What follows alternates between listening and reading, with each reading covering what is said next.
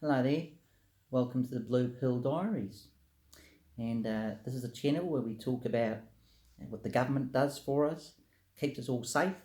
And no, actually, I'm just kidding. Welcome to the Pill Diaries, it's Craig. And this is where we tell the truth about the world. I've seen a lot of things going on, a lot of cabin fever in the world, it's quite interesting. A lot of my Kiwi friends are locked down. Another friend of mine from Aussie just gave me a message as well. I'm pretty sure he's in Queensland. Same. I think it's the same. I think it's the same everywhere. So one of my other friends in New Zealand, not the guy I've been speaking to this morning, who've been talking about a few funny things, such as $7,000 to every Kiwi. Now, on where was it in Twitter? I said yesterday about the $2,000 they're giving people in Canada per month. I think the one in New Zealand is just a one-off one. This is just displaying to us how completely screwed the monetary system is, not by the fact of the debt that it's in, by how fictitious it is, the fact that they can just at will create as much money as they want.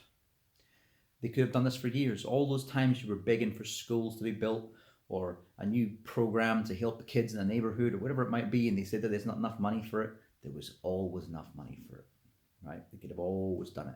They can always find it. Look at America, $14 trillion. Okay, they mentioned the 2 trillion, but in total, the whole package is actually 14 trillion. Their debt for years, like the last couple of years, sat at 21 trillion. It's jumped up to 23 lately. Well, now that's going to be 30, 40 trillion. Their annual GDP is only 21 trillion. They were already insolvent bankrupts, just like almost every country, every major country in this world. Well, not Russia, but China has issues. I wouldn't say they're bankrupt like America is, though. Britain is. So another friend of mine, Todd, just sent me something. He's a Kiwi as well, but lives in London, and it was showing he was saying, homeschool. I think he's home with the kids doing mathematics and shit like that. But he was talking about 8 times rifles. No, 8 times shouting, "Get on the fucking ground! Get on the fucking ground!" So what we're seeing is a new wave of totalitarian regime now. Quick disclaimer or quick I want to point out, I understand there could be other things going on here. I haven't just fallen off the turnip truck of, as Matt off Quantum Conscience would say. I know there could be agendas going on here, but let's just say there's not. Regardless of what's going on, there is a disease, whether it was released on purpose or not, whether it was engineered or not. There is a disease out there. It looks like it's doing some damage. It can't be fully fake. It could be a mixture of fake videos and this. I understand that, but just for the argument's sake right now, let's just say it isn't. We're all at home. There's a reason for this. There's a paradigm shift going to come ahead of us for all our economies. This was the trigger, but it will also be used as the blame. So it's like giving mind control drug to someone, telling them to kill, I don't know, JFK, and then basically saying that person was guilty of killing JFK. You know what I mean? Or you blame the person who told that person, but you don't blame the trigger, right? So this trigger will be blamed for Trump's economy failing and everyone else's economy failing. It doesn't matter who was in power in America; it still would have failed because the wheels of failure were set in motion long ago, long before Trump came in. And I still think, for what it's worth, he's been doing an okay job. I still think he gets a lot more stick than what he's actually done. I look for what's the things he's done. What are these liberals so upset about? Because they can never seem to tell me. They just call them names and just give them labels and stuff and shut down labels. Like when you give someone a conspiracy theory shut down label, you don't want to hear anymore. The thing I've spoken about this in a few videos. I don't care about that guy's report where he's got a whole bunch of evidence and he's got artifacts that he dug up, and it's got he's got an ancient videotape that's actually got no, I don't want to watch the videotape. Why? Because that guy, I don't like him. Yeah, this is how our world works. Discredit people who might have information. So I've been saying to a lot of people coming with evidence back and forth that the best man may win in a debate. I think we should get all our super boffins from all around the world in one big room and have a debate with all their artifacts or whatever it is they have, all their evidence, their documents, whatever it is they have as supporting proof, and let them all argue it out. Because then when you have that in the open, because the audience will be made up of people who don't know what they're talking about and people who do. So they'll be sitting there, oh yeah, that sounds right what he said. He didn't just do a Trump maneuver and talk complete crap and, something didn't even happen and pass it off as truth. Too many eyes watching, you see. So getting beyond that, we now have a lockdown situation. Look what's happening in India. Seen quite a lot of stuff from India that's quite hardcore. Same in Italy. It's quite obvious. I mean, this country here, I'm in Slovenia, people are quite respectful of the law here. People are respectful of each other here. There's a situation going on, whether it's true, whether it's some coordinated government event, we won't know, but what can we do about it by walking around anyway? It's not like going to work would make any difference. They're clearly ready to make the paradigm shift to a new economy, right? Let the old economy crumble. The part of this paradigm shift might be to put us all under new powers that come from them deciding they have more powers over us, whatever reason, to keep us safe. Just like during 9/11, how all those powers came in that never got repealed again. They just seem to get renewed by Obama and renewed by Trump. So all those civil liberties that Americans lost, they still lost them. So what you'll notice around the world, same in the UK, is when you lose these rights, you never seem to get them back again. The system only works in one direction. It's like a ratchet. Tighter, tighter, tighter. Never loosens off again. So maybe this check. So New Zealand, three of my friends got $7,000 check in New Zealand. I think it might be a one-off payment or to last them for the next few months. A very simple form to fill out. Check on wins.co.nz or wins.gov.nz. Check on there if you're from New Zealand and watching this. It's actually very easy to apply for. You may as well do it. No point sitting there worrying about how you're going to pay rent. You shouldn't be paying rent because the mortgages have debt relief. If you're living in New Zealand, stop paying your rent. If you get some stingy landlord who hasn't even mentioned that yet, he doesn't deserve you to even think about him in that respect. Call him up, get the conversation finished. I've just been speaking to my friend about this. It really annoyed me that he paid his rent when this guy obviously doesn't have to pay his mortgage. But anyway, he got his $7,000. I'm like, don't just pass on to this prick. You might have to get food and all sorts in the next few months. You don't know. The money might hyperinflate and become worthless, and you're sitting there paying, I don't know, $1,000 for a loaf of bread. Because these are the situations that are ahead of us. Mark my words.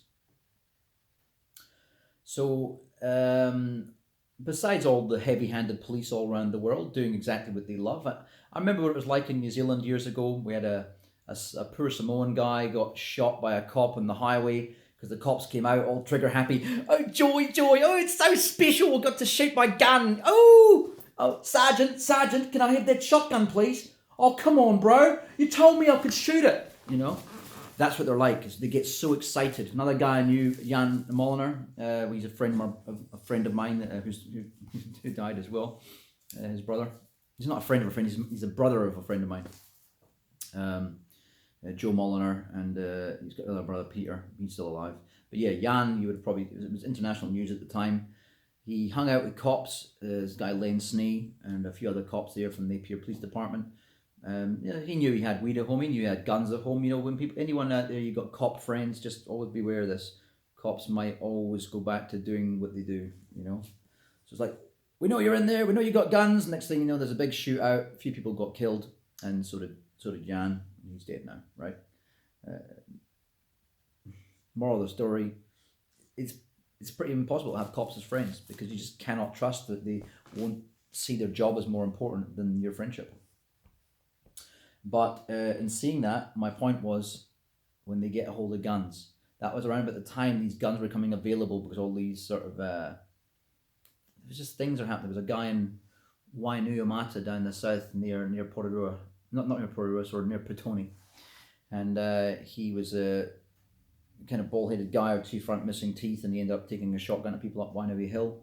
And so the cops were getting these. The cops don't have guns in New Zealand, just like the UK, but they started getting them in their cruisers and stuff, or whatever you call cruisers in New Zealand. I can't remember. It's just a cop car. And anyway, they're all really excited about having guns there. And now recently, Jacinda Ardern, I don't really mind her, but recently they've had the mosque attack, and which was a very convenient way of just in time removing the right to bear arms, if you like, if you call it in America, from One of the most relaxed in the world, actually, because you could have machine guns you couldn't have in America and New Zealand, just with an e-endorsement on your license. I know because my friends have these things, right? And now everyone who's got, my friend was showing me the other day, he's got a shotgun up in Auckland. You're still allowed that, but you're not allowed more than 5 rounds, same as the rifles. So those gun laws were getting controlled. For all we know, and same as in Australia with Port Douglas, was it years ago? Port Moresby, Port Douglas, I can't remember. It was somewhere in Aussie. I think it was 14 people killed. That was also used as a perfect excuse to remove guns from the whole country, despite the fact I still knew people in Sydney around Balmain who could get guns. So the wrong people still had them in their hands and still do. Same in Melbourne, St Kilda, all these places. You still got gangsters around there that can get guns. Anyway, on another story. You look at the Dunblane massacre in Scotland, for example. All these little one-off, strange, odd massacres that have happened around the world that have conveniently removed gun rights from people. A lot of times you actually had police intelligence that said this person's a nutter, but they ignored it. Maybe they ignored it on purpose. Maybe the whole thing was set up. But even if it wasn't, you're changing the laws that existed for ages. There was no problems. Like take America, take the shooting stuff in America. Back in the 1980s, how many school shootings were there? Go further back, 1970s. Go all the way back through 1960s. How many will you find? Every state. Alaska, Texas, even the crazy states like Florida and Oklahoma, where the horrible cops are. None of them didn't have this stuff going on. Now, the laws were no different. You still had the Second Amendment. But yet all these things are happening now.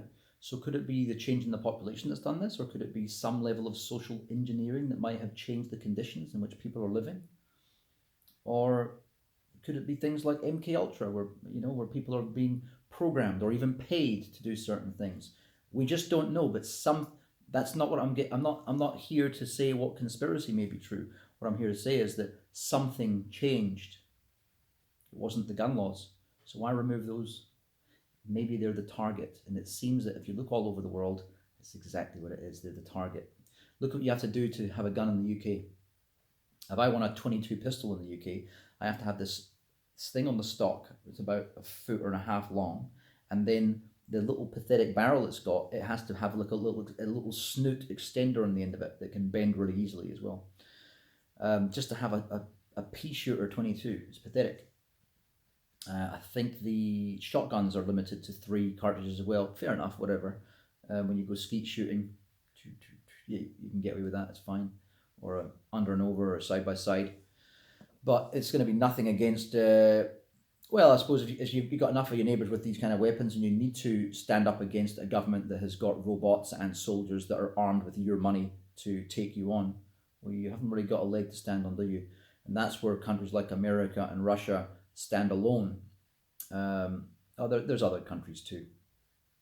Let me think. There's other countries. There's actually one place in the world that has more gun ownership than America. Only a small country. It's not coming to me. South Africa used to have quite high gun ownership, and now only the criminals seem to have guns over there now. It's all the massacres happen, all the farm killings and all that sort of stuff. It hasn't really benefited the average man then. It seems to be benefiting the evil people around the world, but like the defenseless people in the mosque in New Zealand, for example. It doesn't seem to be benefiting everyone else. So call me, I don't know, a skeptic. Call me mistrusting of my governments, of all governments. But I just think something smells a little bit rotten. And then you have the cabin fever all around the world. So we're only like in some countries they've been in this for 2 months, like China has. Italy's been locked down for a little bit longer than we have here. We've been about 2 weeks, I think, something like that now. But we can still go out, keep your distance, that kind of thing, and everyone's you can still have your shops open, go do your thing. In the cities, you're not allowed really to be walking about unless you're walking your dog, or you go into the shops, I think it is. But other than that, you may be staying at home. I don't think the cops here are as heavy-handed, but who knows? I think this might be the start of the thin end of the wedge, where the totalitarian authoritarianism gets put in. I've mentioned in two previous videos that I really believe that the end game of capitalism, not open market capitalism, the one that I like, the true capitalism, but the false capitalism that we have in so many countries. The corporate welfare is one way you can put it, or corporate socialism. That form of capitalism only leads to one thing. It leads to communism. Because what ends up happening is fewer and fewer people get a bigger share of the pie, and eventually when there's no jobs and you have full automation, and you don't, you have full automation, what you end up needing is Andrew Yang's universal basic income, which is effectively socialism. And now Trump is implementing that socialism, that UBI, $1,200 a month, and so is Canada at $2,000 a month, and so is New Zealand at a so far one-off payment of $7,000, and so are many other countries. So is the next step those remaining jobs that haven't been taken away, except for the service industry ones, which can also be cleared away quite easily, is the next step to completely replace us all and just have us as consumers. I don't know what value that would create. We're just spending up valuable resources, like I said in those previous videos. All we're doing is using valuable cobalt and lithium in our phone batteries that could be used on their robot slaves to look after the let's say the 1%, or let's even say, to be fair, the 10%, once they wipe the rest of us out. So that's still one thing that I think is on the table. I'd say don't sorry, I know I hate to listen to people gulping and drinking, but it's going to go cold, and that's a nice cup of tea. Anyway, people don't make tea out here. You go around to someone's house and there's always alcohol, and so you've got to serve alcohol. And people come around here, it's always middle of the day, vodka or a schnapps or whatever it is. Anyway, so this cabin fever, let me tell you about that. So it's only been, as I say, a short amount of time in some countries, or a long amount in others. But the UK and New Zealand have only been a short amount of time. And my friend said he's walking down the road and already it's like, oh yeah, you stupid bitch then, what the fuck are you doing? And they start shouting at each other, and it's like you walk down the road and another one happens. And at the end of the day, people are used to having their own space when they feel like it. We're very pampered people around the world. Doesn't matter if you live in a socialist country like Vietnam, for example, or if you live in a partially socialist country like New Zealand or Scotland, you know, a socialist capitalist country like New Zealand or Scotland or Sweden, or a corporate socialist country like America. People are used to their freedoms, you know. Yeah, it's going to be quite hard to take it away from them without them grumbling. And at the end of the day, if this is all real and it is for our own good instead of just for the agenda, then, you know, we should just bite the bullet. It's not like we can unless we're planning to rise up against our governments and have a vaccine for this virus. Well, there's not really much we can do. May as well just chill out, make some plans, and don't be a dick. Or, you know,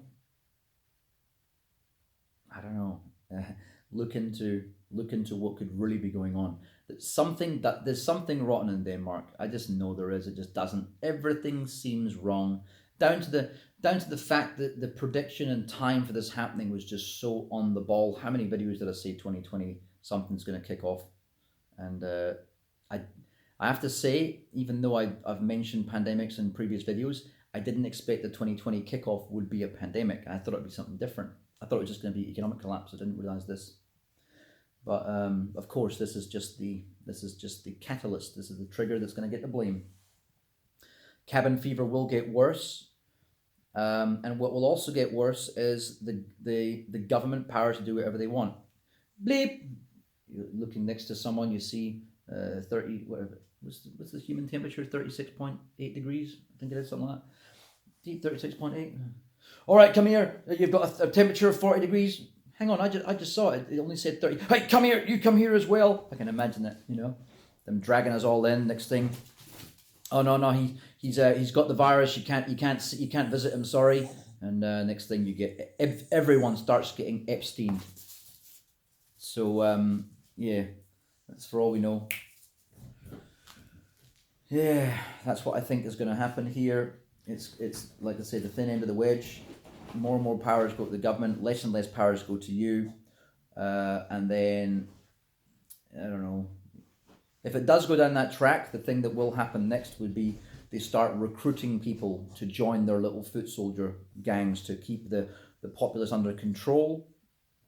And then once the populace are under control and battened down and or liquidated or turned into Soylent Green, whatever it might be, then you'll get laid off, and then you'll be the remaining public, and then you'll get turned into Soylent Green, and followed by the last soldiers that thought they were one of the 1%, but actually they didn't realize it's only 0.001%, and they all get turned into fodder for the fields as well, or Soylent Blue, I don't know, Soylent Green. That's the one. That's Soylent Green is people. So if you haven't seen that movie, by the way, 1967, I think it is, it's Soylent Green. It's worth the watch. Yeah, a few of these old movies are The Day the World Caught Fire. All these sort of ones are interesting. Since You're at Home, all these survivor films. The Road is a very good one as well. The Road is a fantastic survivor film. That's the genre, is called survivor films, by the way. Yeah, so I just like to mention these things in case that this is what's happening. I know it's all just theories. I cannot stand people that talk about theories as if they're a given and as if they're definitely going to happen. I know I talk like that sometimes, but I don't really mean it. It's just all ideas and things that most likely are happening, based upon things that have happened before, and that people still don't believe have happened. That's the part that annoys me, is when you have the Gulf of Tonkin incident in America making them go to war against Vietnam, which was completely contrived, a false flag incident, or 9/11, which was completely contrived and a true incident. Of course, it happened. I mean, they sacrificed 3,000 or more of their own citizens to do an insurance job and to give an excuse to invade Iran, Iraq, and Afghanistan. That was really the reason behind that purge of 3,000 plus people, as well as the insurance claim by Silverstein. I can't remember his first name. Is it Larry Silverstein? The guy who owned the building and put an insurance policy on that. All the towers it was only 7 days before. You've got those dancing the dancing Jewish guys that you had. You had all these little incidents. You had the passport lying on top of the rubble, the vaporized airplane, the vaporized concrete, vaporized steel, but a passport. It's in perfect condition, of course. Oh, and a wheel of an airplane fully inflated on top of the rubbish as well. Yeah. All right, all good. Yeah. Oh, and a building 7 that collapsed by itself, even though no airplane hit it, thus being the only building in the world of steel construction that managed to collapse from a simple fire. You had a building in South America that was shown on fire for 15 days and it didn't collapse. And yet this higher quality construction, or very high quality constructions, the exoskeleton design they had on the Twin Towers, for example, very good, very sturdy, especially since steel doesn't melt until over 3,000 degrees Celsius. I think over 2,800 minimum, starts to weaken. Oh, strange stuff. Strange stuff. Yep, and if you even look into it even slightly, you see the whole thing falls down. Reality breaks down and it's not plausible anymore. And then once you have seen, just like the Matrix, when he talks about when you have taken the red pill, you can't go back again. You can't unsee what you've seen. It's like going to date a girl, and then you go you're going to have a piss, and the next thing she's got her dick flopped out. Ah! No, it's going to be gone in a week. I'm getting an operation. You would never have known if you just seen me a week later. Or like what happened to me once in New Zealand. I went home, this little cute little Indian chick, and she, the dog, my mum's dog, took a little print cartridge, and she was like, "Oh, can I have her towel?" She's like naked on my bed and stuff, and about to shag. Can I have a towel? I'm like, I look at my bed, this whole thing's covered red. And the dog had taken the cyan or magenta, whatever the colour it was, the cartridge, and then she'd bitten it and it leaked all over the flipping bed. And I just couldn't get this out of my mind. It just made me so, it was so funny. But yeah, some things you can't unsee once you've seen, you know what I mean?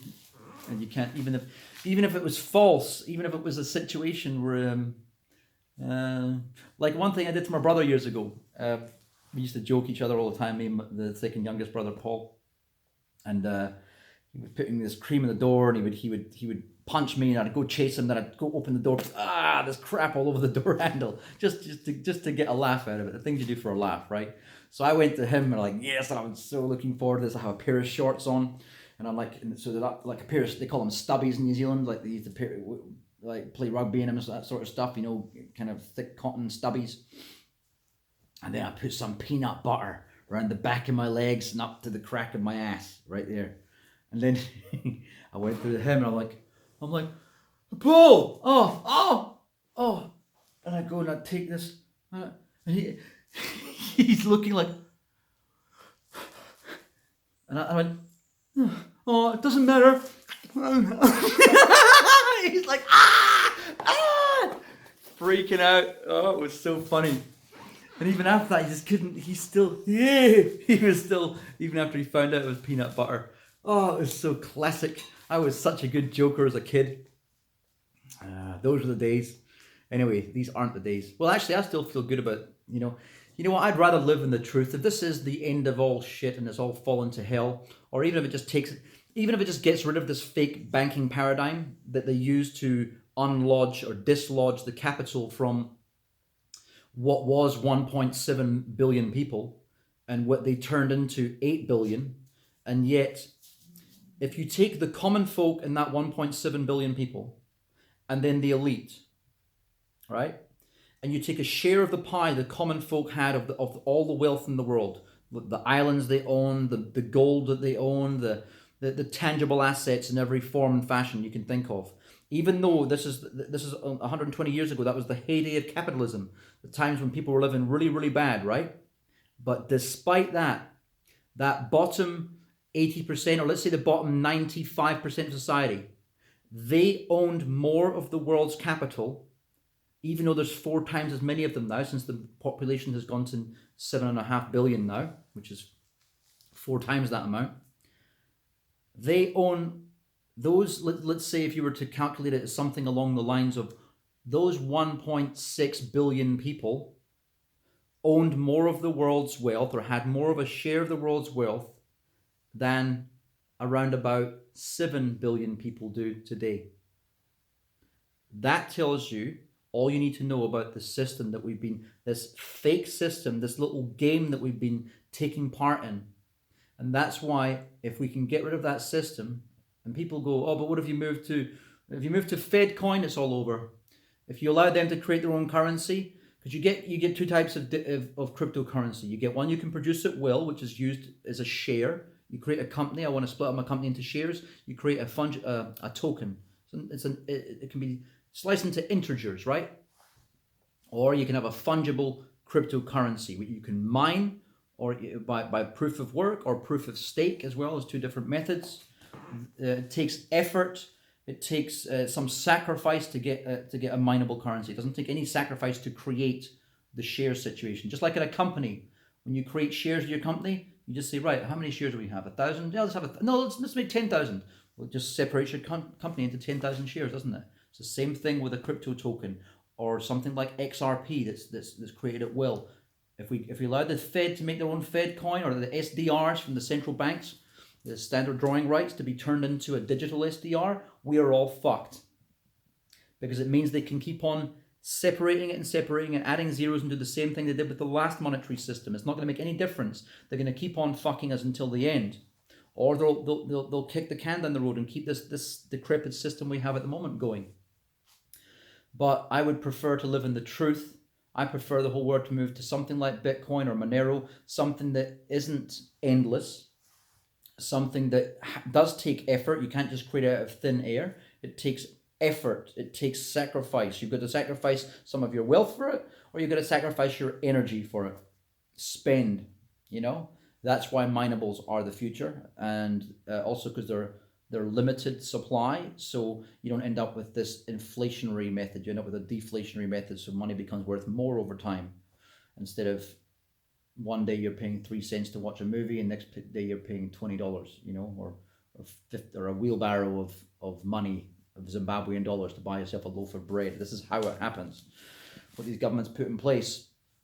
So yeah, now we can see it's so fake that they can print whatever they want to help us out of this situation, to keep their systems alive a little bit longer. There are going to be currency wars right at the end of this, and they're all going to die. They're all going to fall like dominoes. The first ones will be the third world nations, and all these small countries around South America will be next. And then all the other first world developed countries will be next. And the last man standing will be the Chinese yuan, possibly the yen, but I'd say that would be one of the first developed countries to go, because it's been hyperinflated for so long.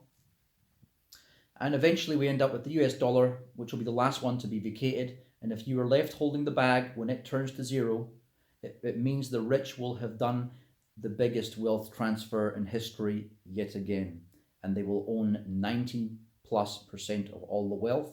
And at that point, once they get rid of the jobs, capitalism no longer exists. And guess what you have in its place when they're giving you checks to keep you as a consumer, or if they're wiping you all out because you broke section 4, 7b, 8, 4, C, 7z, all these new laws that they'll come out with to make everything that you do illegal.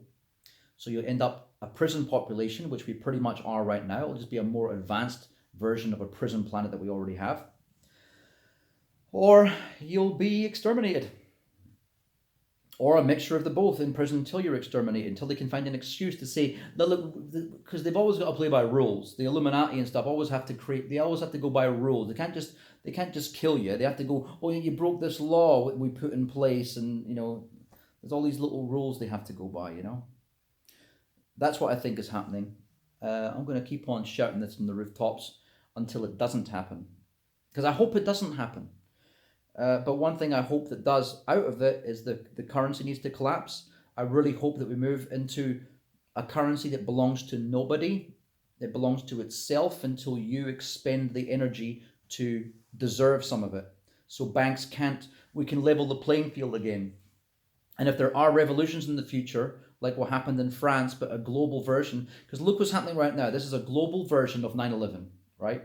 It's a paradigm shifting event to change the conditions at which we have rights that we're used to, which turn into rights that we're not used to, but we accept. Oh, but it's to keep us safe. It's for our own best interest. No, it's not. It's for them. Everything's for them. How come every time you get the risk factor lowers down? How come these laws don't get repealed? Because they never get repealed. Well, some things get repealed, like the Glass-Steagall Act in America, it got repealed so the banks could steal from everyone. Those things get repealed, but things for you and I, they never get repealed. So don't be suckers. Don't let the government separate us. So stay in touch. What I would say is, if the internet gets attacked, because if you think about it, the government need the internet for their monetary system. They could do without it to communicate with each other, because they can use point-to-point communication and all of this. They've got as much money as they want. They've got all the technology they can force out of computer companies. They can force them to give them the technology. No, just give us that. Just do that work for us for free, or we'll give you a government credit that's going to expire in 3 days, right? That's what could happen. Meanwhile, the internet gets shut down. I'm just saying, it could happen. It's not that easy to shut the internet down. It needs to be a coordinated world effort. But look what else is a coordinated world effort, and it's just happened. We've just locked down the whole planet. 1.5 billion people in India, or 1.3 billion people in India. So don't think it's not possible. I know from a technology point of view it is, but it takes a coordinated effort. So when that does happen, that means that's the next layer in separation of society. Keep them all isolated. And that's not to do with the virus, is it? Because you're not going to get the virus through, unless they bring up with it, of course, a computer virus next that infects systems. It's so bad that to protect government systems, because it's all for your own good, and these systems are for you, to help you out. And what if your grandma doesn't get her welfare check, and all the chaos that will happen then? What if you can't pay your taxes? So it'll be made to seem like it's for your own benefit if that happens. I'm just saying, I may as well throw it out. The worst thing is, when I think of things and don't say them, I find they happen. So Please excuse me for saying things that sound very left field and conspiracy theorist, because I have a habit in life of manifesting things that I think of if I don't say them. So I'm just getting it all out there, make sure it doesn't happen, or let's hope to hell it doesn't happen. Or very worst, if it does happen, then you've heard it here first, and you have some preparation in your mind of how you're going to deal with it. You've already spoken to your neighbour, and you've already got some pact going. You've already got some, I don't know, neighbourhood militia formed, so that if it does happen, you know, my grandfather had this when the Russian Red Army came through and killed half the people and took the rest of them to Siberia. Of course, they were unarmed except for my great-grandfather's sword. He was a high commandant. It didn't do much good against the guns of the Red Army, the Bolsheviks and stuff. It was the White Army and the Red Army. Yeah, so I mean, this was only 8 generations ago, the Second World War, and these things happen. There is a... it doesn't matter, I'll talk about it another time. There's a 4-line kind of poem that says, meek men are the result of this, you know, like tough systems, and then the tough systems produce these meek men. Meek men produce systems that are more liberal, and then the liberal systems produce men that are more like this, and the cycle repeats. I need to find it, and if I can, I'll put it on the bottom of this video. Yeah, that's about it really. Let me think. Anything else I wanted to say? Yeah, just expect more heavy-handed government action, and be very aware of what's going on. Not just don't just sit there watching movies and YouTube. Be quite aware. Try and engage with. Look out your window and see what's actually happening. Communicate with people around in different places and see what's going on. Even if you cycle it, 2 hours movies, one hour here. Don't. I wouldn't engross yourself too much in videos of what this is and what that is, and you just send all they are is fodder to keep us entertained through this whole thing, you know. On their YouTube platform, getting more eyeballs, more data that gives it more value, because that's money to it, because data is value. Data is gold in this day and age, in the information age. Yeah, I mean, one good thing you might want to do with your time is look up survival videos, how to survive in the forest, how to build a hut that's going to be, you know, how to light fires out of wet wood, using only your butt cheeks. I don't know, whatever it is, you know, limited resources, and how to create alcohol from rice, you know, whatever it might be. They're all skills you might need to have. You just don't know how things are going to go. What's the best time to plant this vegetable? You know, have some food at home. Even if you have an apartment, start growing, I don't know, chilies on your balcony. Something you know, if you only have limited space, grow something that's worth more money that you can trade for potatoes. Someone who's got more space, who really wants your garlic, you know. You need to definitely think outside the box, and preparing is not just about buying weapons and tin food, you know. It's about more than that. It's about keeping yourself sane. What if the internet goes off? You'll be staring at the wall, you know. If you're a reader, get books. And preferably not fiction books. Get books that are non-fiction. Get books that teach you how to do things, how to be a more useful human being. Because that's another thing, when we do a knowledge transfer to all these systems like Wikipedia, or one that I wanted to do years ago, which was I can't remember the name I was going to give it, but basically it was like a wiki to put on dying knowledge from, let's say that you had cultural knowledge in certain countries that is really just dying. You get this all over the world, and instead of letting it die, put it in these archives.